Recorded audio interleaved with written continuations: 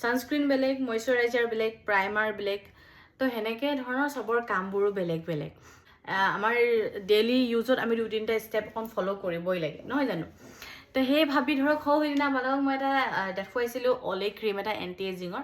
সেই ক্ৰীমটো লগাই ইমানেই বেছি মই ভাল পালোঁ, ইমানেই বেছি মানে মোৰ স্কিনখনত মানে কিবা লাগিছে, কিবা টাইটনেছটো আহি গ'ল বুলি কিনে এনেকুৱা লাগিছে।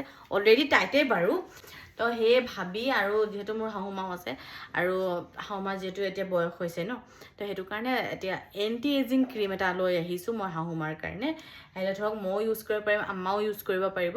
তো সেইটো হৈছে এয়া অলে এজ প্ৰটেক্ট, যিটো আমাৰ বয়সৰ চাপটো যিটো পৰে সেইটো নাইকিয়া কৰি পেলাই লাহে লাহে, সেইবুলি নহয় যে একেবাৰে আপুনি ষ্টাৰ্টিঙত লগালে আৰু আপুনি ভাল পাই গ'ল, সেনেকৈ নহয়।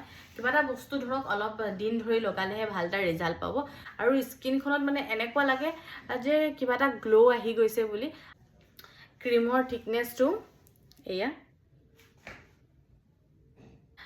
এনেকুৱা লাগে যে মানে গাখীৰৰ মলাই নিচিনা, কিন্তু বহুত বেছি মানে স্কিনখনত মানে লগোৱাৰ লগতে এয়া মই ল'লোঁ, এইটো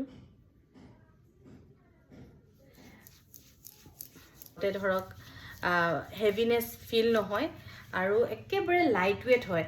এনেকুৱা মানে গোন্ধ নহয়, গোন্ধটোতে মানে বেছি ভাল লাগিছে। তো সেইটো কাৰণে ধৰক বয়সৰ চাপ পৰা ষ্টাৰ্ট হৈ গ'লে কোনেও ভাল পায়, কোনোৱে ভাল নাপায়। তো তাৰ পৰা অলপ বাচিব পাৰিব যদি আপুনি এই ক্ৰীমটো ব্যৱহাৰ কৰে। আৰু আমাৰ কি হয়, এজটো আমাৰ বয়সতকৈ কম দেখুৱাবৰ কাৰণে বহুত বেছি হেল্প কৰে এই ক্ৰীমে।